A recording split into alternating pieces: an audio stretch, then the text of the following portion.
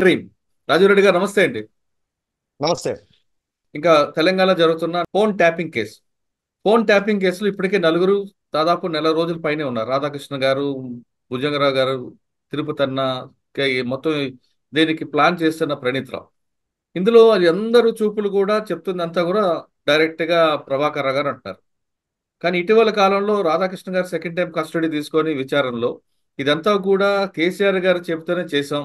కేసీఆర్ గారు డైరెక్ట్ గా ప్రభాకర్ రావు గారు చెప్పి ప్రభాకర్ రావు మాకు చెప్పారని, ఒక్కొక్కసారి అప్పుడున్న కమిషనర్, పోలీస్ కమిషనర్ ఎవరున్నారో వాళ్ళకి చెప్పించి వాళ్ళ ద్వారా చెప్పించుకున్నాం. ఎందుకంటే ఓ టాస్క్ ఫోర్స్ అన్నవారు సిపికి కంట్రోల్ ఉంటారు కాబట్టి వాళ్ళతో చెప్పించుకున్నామని చాలా క్లియర్ గా నేరం ఎక్కడుందో అంటే కన్ఫెక్షన్ చాలా క్లియర్గా ఇచ్చారు. అంటే పోలీస్ కస్టడీ కన్ఫెక్షన్ కాకుండా ఎవిడెన్స్ కూడా చూపించినట్టు తెలుస్తుంది. ఇప్పుడు ప్రభాకర్ గారు రావాలి. ప్రభాకర్ గారు తీసుకురావడానికి రెడ్ కార్నర్ నోటీస్ ఇస్తున్నామని చెప్తున్నారు. రెడ్ కార్నర్ నోటీసు మీకు తెలిసి ఉండొచ్చు. 498 కేసులు ఎన్ఆర్ఎల్ అందరికి ఇస్తుంటారు. అది తీసుకొస్తారు తేవరు అనేది మీకే తెలుసు. అదే విధంగా అంటే భావించాలా, లేదు దీన్ని సీరియస్ గా తీసుకొని ప్రభాకర్ గారు తీసుకొస్తారా? ఇంకొక అదే విషయంలో రాధాకృష్ణ గారు ఇంకో మాట కూడా ఉన్నారు, కమిషనర్ని కూడా తెలిసి చెప్పించుకున్నామని. అంటే ఈ కేసులో కమిషనర్ కూడా ఇన్వాల్వ్ అవుతారా? అదేనండి. ఇప్పుడు ఇది మొదలుపెట్టే ముందు ఒకటి, రాధాకిషన్ రావు గారి కన్ఫెషన్ ఏముందో నేను చూడలేదు, మీరు చూడలేదు.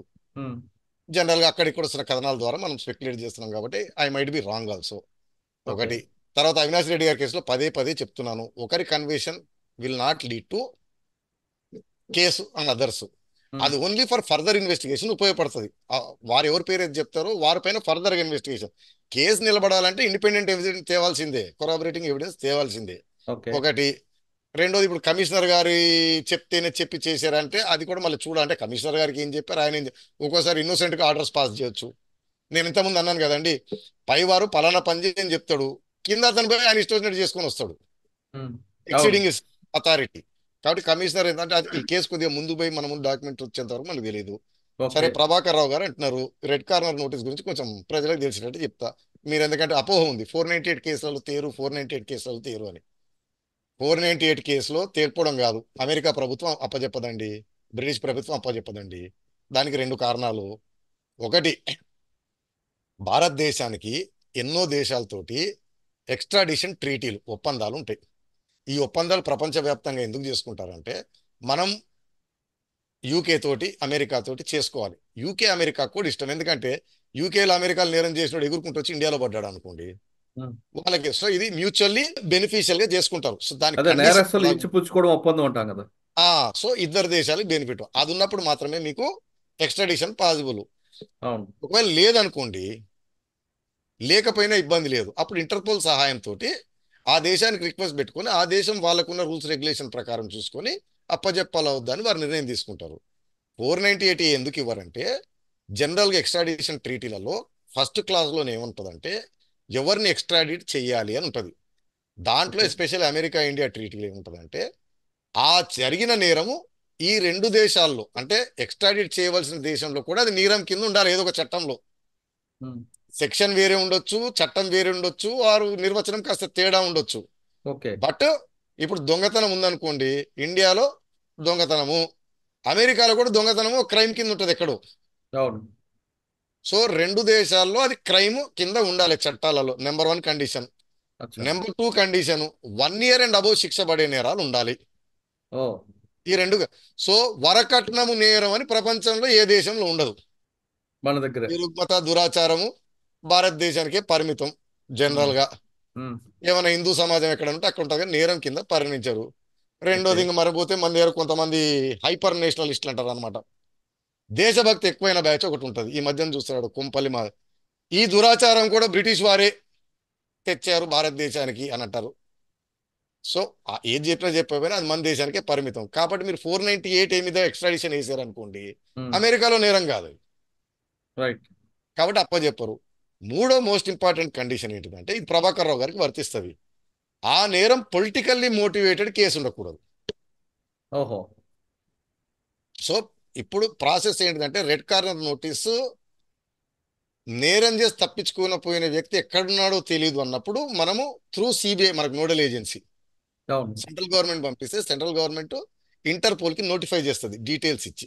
ఉమ్, దాంట్లో ఏంటంటే కేసు పర్టికులర్లు, కేసు డీటెయిల్లు, నేరము వగేరా వగేరా అంతా చెప్తూ అతని డిస్క్రిప్షన్, అతని ఫోటో, హైటు, వెయిటు, డిస్క్రిప్షన్ ఇచ్చి ఇస్తుంది అనమాట. దాన్ని ఇంటర్పోల్ ఇంటర్న్ ఏం చేస్తుంది అంటే అన్ని దేశాలకి వారి వారి సర్క్యులేట్ నోడల్ చేస్తారు. ఏజెన్సీ డిసెమినేట్ చేస్తుంది. ఈ వ్యక్తి దొరికితే అప్పచెప్పండి అని. ఇది ఎప్పుడు పారిపోయిన వ్యక్తి ఎక్కడ ఉన్నాడో తెలియనప్పుడు మనం వాడుకుంటాం. ఉమ్, అతను ఎక్కడో దగ్గర దొరుకుతాడు, ఏదో ఎయిర్పోర్ట్ లో దిగుతానో లేస్తానో చేస్తానో దొరుకుతాడు.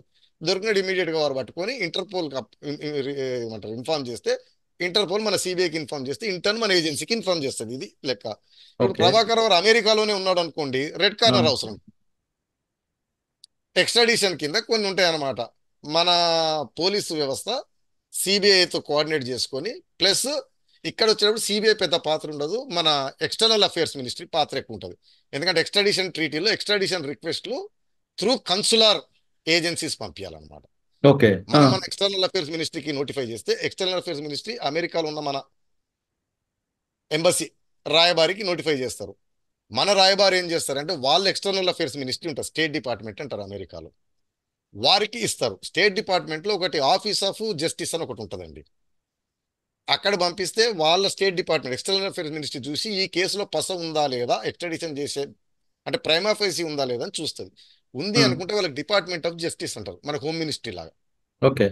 డిపార్ట్మెంట్ ఆఫ్ జస్టిస్ పంపిస్తారు. వారు ఫర్దర్ వెట్టింగ్ చేసి దాన్ని ఉంది అనుకున్నప్పుడు అతను ఎక్కడున్నాడో ట్రేస్ అవుట్ చేసి ఆ లోకల్ ఏరియా జ్యూడిక్షన్ ఎఫ్బిఐ ఉంటుందండి, మనకు సిబిఐ లాగా సెంట్రల్ ఉమ్, ఏజెన్సీ వాళ్ళకి. ఉమ్, ఆ ఎఫ్బిఐ ఆఫీస్ పంపించి ఆ ఎఫ్బిఐ ఆఫీసరు అక్కడున్న ఎఫ్బిఐ పబ్లిక్ ప్రాసిక్యూటర్ ఉంటాడు, ఉమ్, అతని డిస్ట్రిక్ట్ అటార్నీ అంటారు, ఉమ్, ఫెడరల్ డిస్ట్రిక్ట్ అటార్నీ అంటాడు.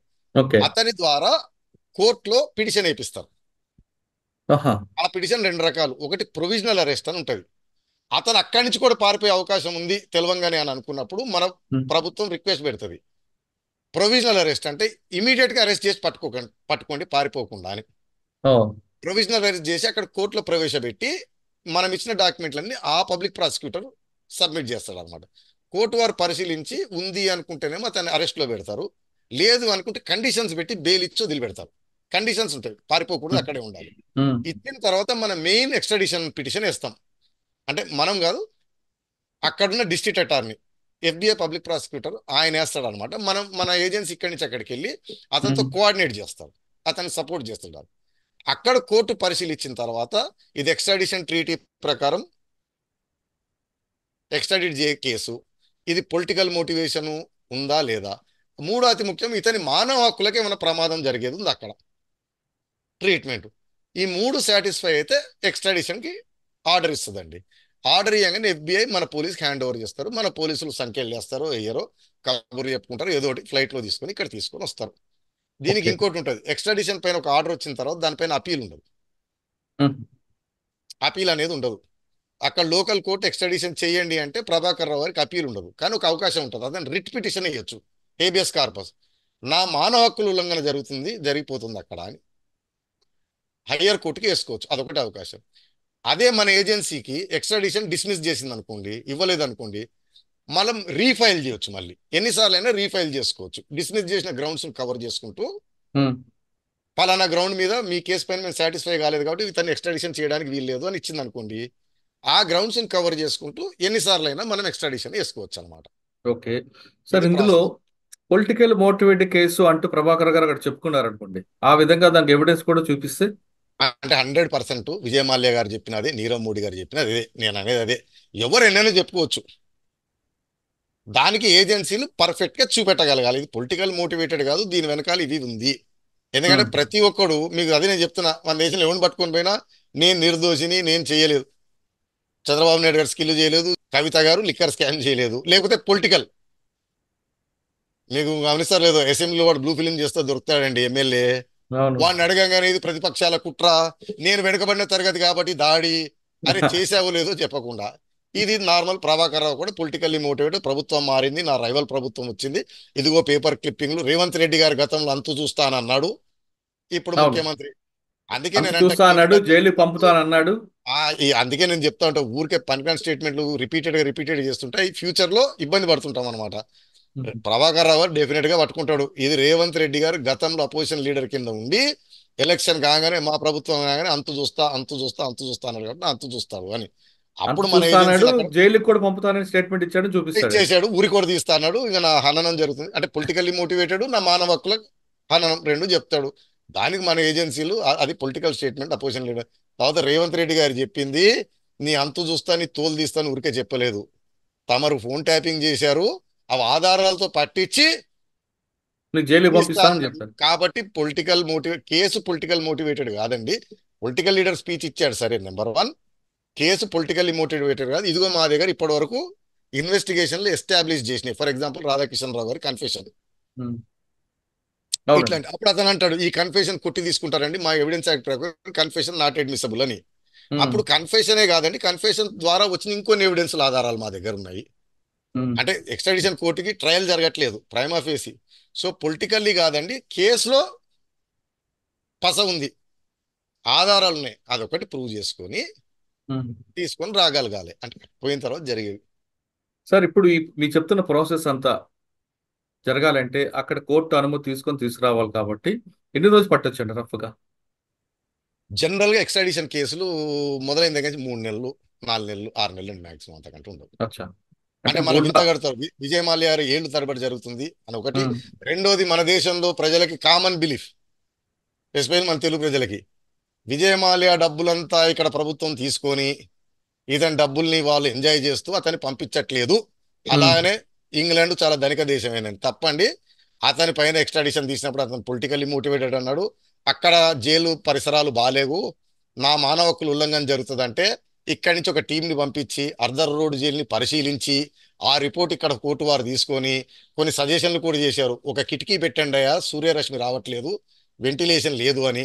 ఇతనికి రోజు 1 గంట సేపు వాకింగ్ చేయడానికి చిన్న యార్డు పెట్టండి అని చెప్పి ఎక్స్ట్రాడిషన్ ఎప్పుడో ఇచ్చేశారు.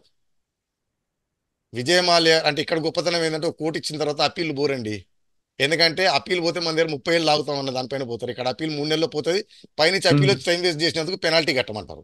ఓ. సో విజయమాల్య గారు అప్పీల్ పోకుండా హోమ్ సెక్రటరీ గారికి ఒక్కటి పిటిషన్ పెట్టుకున్నారు ఇదే గ్రౌండ్స్ మీద. అది హోమ్ సెక్రటరీ పెండింగ్ ఉంది, మన సిబిఐ ఫాలో అప్ చేయట్లేదు సీరియస్ గా.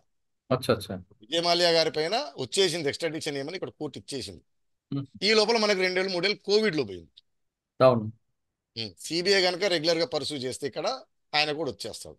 ఓకే. సార్, ఇప్పుడు ప్రభాకర్ రావు గారు వచ్చే వరకు ఈ నలుగురికి బెయిల్ వస్తుందా రాదా? ఆ బెయిల్లో నేను చెప్పిన కండిషన్లతో పాటు ఇంకొకటి ఉంటుంది, తోటి ముద్దాయిలు అబ్స్కాండింగ్ ఉంటే జనరల్ గా ఇవ్వరు. సో రాధాకిషన్ రావు గారికి బెయిల్ డిస్మిస్ చేసేటప్పుడు అది ఒక గ్రౌండ్ అవుతుంటది. ఆ. మెయిన్ ముద్దాయి అబ్స్కాండింగ్ ఉన్నాడండి, ఇతన్ని బయట పెడితే మొత్తం ఎవిడెన్స్ తారుమారైపోతుంది, మొత్తం కేసు తారుమారైపోతుంది. అంటే ఇన్వెస్టిగేషన్ కంప్లీట్ కాదుగా. అవును. Investigation sir. కంప్లీట్ అవ్వడం ఒక గ్రౌండ్ బెయిల్ కి.